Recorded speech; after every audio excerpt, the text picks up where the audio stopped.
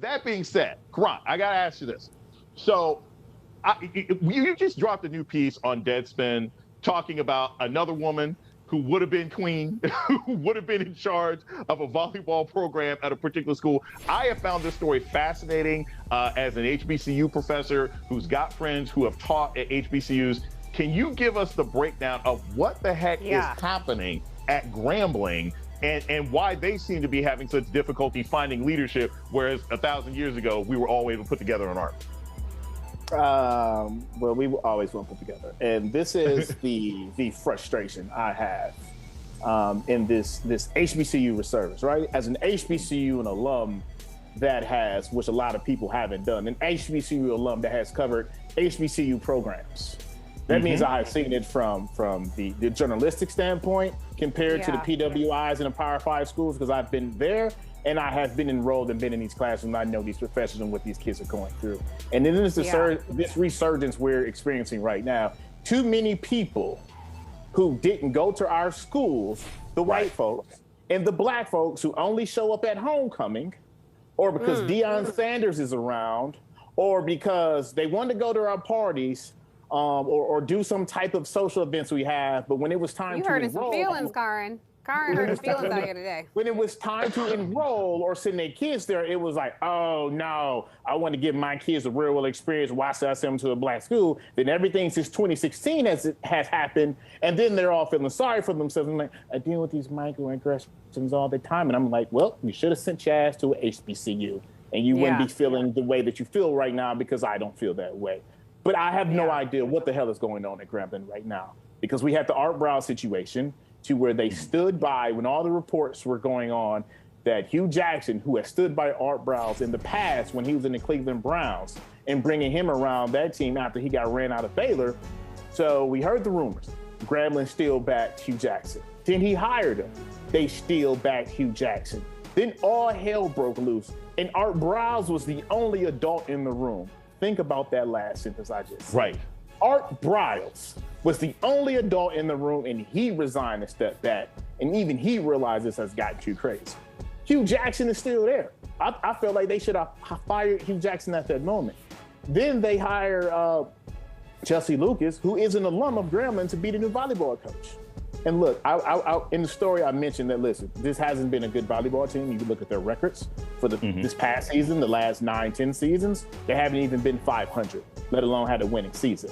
So if you're going to bring an alum to restore something back into a program, you're like, cool. If she's going to shake it up and clean house, cool. But don't burn everything down. Don't cut all 19 players and take away their scholarships, because that's something a lot of people don't know. Scholarships can be taken.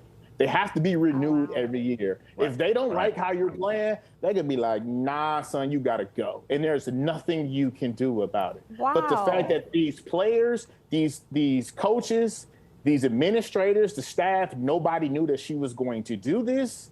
Right. Tell me how this hiring process at Grambling is going. Because this is the second coach in the past 2 months that has caused y'all national drama and national people having the wrong eyebrows on your program and on your school in this moment in the last 6 months, and neither of them got to coach a single game yet. Right. Like, Grambling looks really bad. Not the alums, not the students, not the legacy, the people the institution in charge have Grambling looking crazy, and that's what I'm upset about. Well, Carron, you said a few things in your comments there that stood out to me. I, despite my extensive sports knowledge, did not know that college athletes can have their scholarships taken away. I mean, that is bullshit if I ever heard it. Is there a scenario, I'll ask both you guys this, is there a scenario, because, you know, people were negotiating the NCAA rules about, NIL rules, et cetera, for these players. Can that be negotiated? Where it's like, no, I want a guaranteed scholarship for 4 years, regardless. Why can't that be negotiated? Because they're not, they're amateur athletes, yeah. Which is why they can't get paid, which is why NIL is great, but BS at the same time. NIL is great because they can finally get some money. It doesn't matter what sports you play, who you are, even if you're even that good at that sport, or if you're going to go pro. If someone just likes you and wants you around and wants to give you some money, you can catch that check.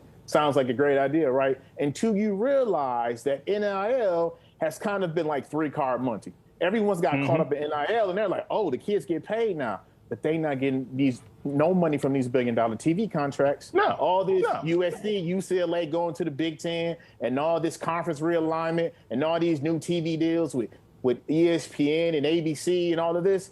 Those kids get none of that because they're still amateur athletes. So you can't unionize. You can't be an employee. So you can't have a guaranteed contract. You can have a guaranteed NIL contract, but you can't have a guaranteed situation with your scholarship, because if they need to get rid of you, they can get rid of you. This happened a couple years ago when Andre Drummond, who's in the NBA, went to UConn. He was one and done.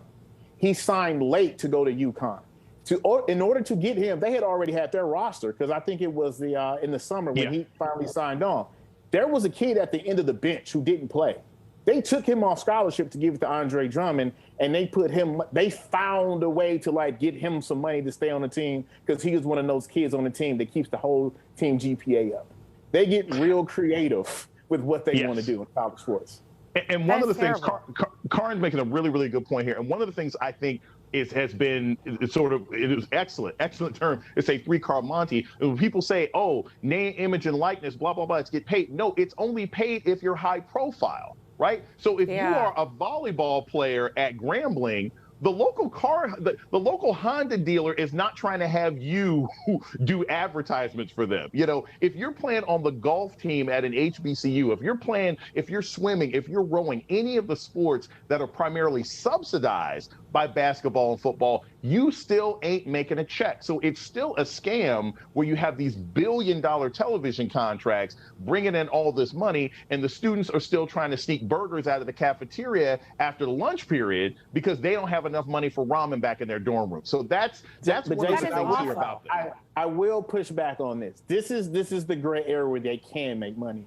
You can be on the girls' field hockey team, which gets no love. No one's putting them on TV. No one's going to see them. But there is some creepy old dude who runs the car dealership that thinks the captain is really pretty and thinks that she can sell cars. She can get that check. Now, is that a really terrible situation? Yes. Yeah, that is. But she can get some money. That's how bad it actually is. But that is a shitty situation for her to be in. To essentially have to almost exploitative, and you're almost prostituting yourself to do something like that, and that's not a fair. That I can see so many things going wrong with young women in college feeling the need to do that.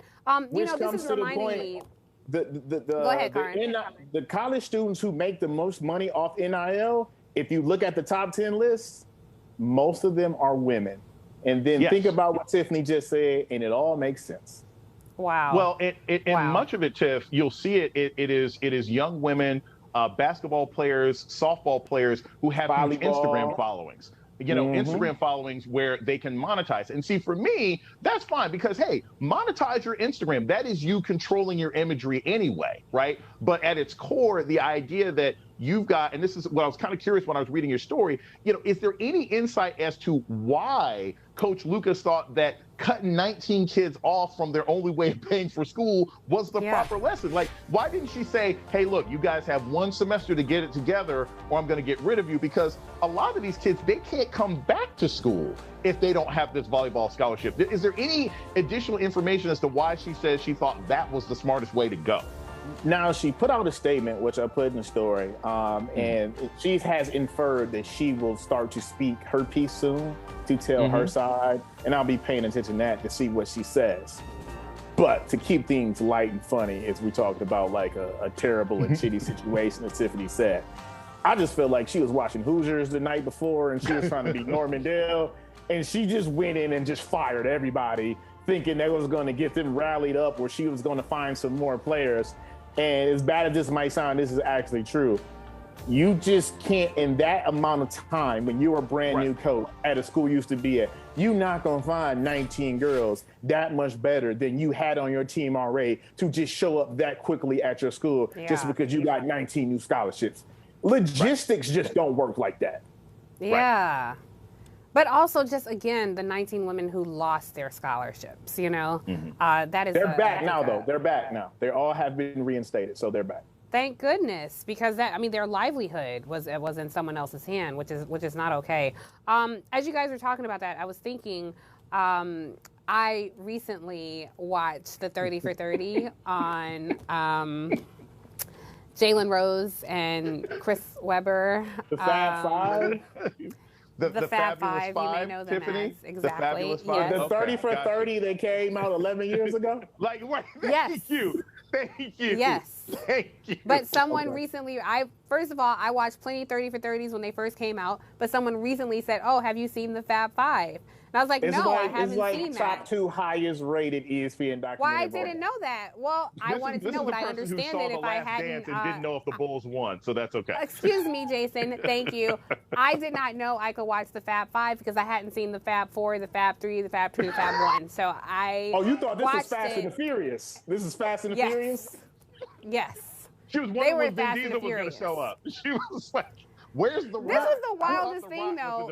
Where's Paul Walker? That's what she was asking. This is the wildest thing, that Jalen Rose, who is officially my favorite in the Fab Five, that this guy was playing his little heart out and did not have enough to eat at the end of the day. Like, that is just a shitty situation for these college athletes to be facing. And everything that Carron is saying about losing scholarships and about, even with the NIL rules, having to go out there. And even, Jason, what you were saying with, like, Instagram, like monetizing your Instagram, even that requires some level of putting imagery of yourself out there to entice people to follow you. And as someone who never posts thirst traps, I just think that's not a fair position for any of these athletes to be in at all. And it's really sad to see that, these guys years ago were going through that and that they're still going through it now. I'm not doing this with y'all. I'm not doing this with y'all anymore today. Sprite told you to obey your thirst. I don't know how we can describe what Tiffany's been putting on Instagram. Anyway, the point is, I saw one. Thank you very much. Look, I will say this to sort of wrap this one, because we got to head to our break.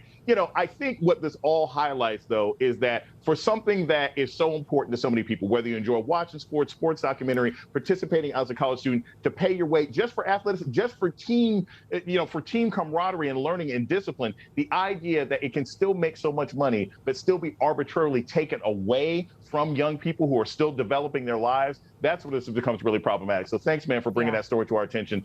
It doesn't reflect, and I'm glad you also pointed out, it doesn't reflect on HBCUs, it reflects on Grambling and their decision-making too. Yeah.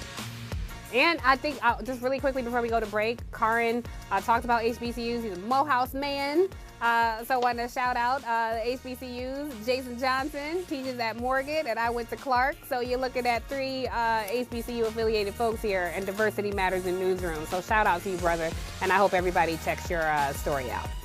Hey, thanks for watching Brother from Another on YouTube. Make sure you hit subscribe before you leave, and be sure to watch us 3 to 5 p.m. Eastern Time on Peacock. Appreciate you.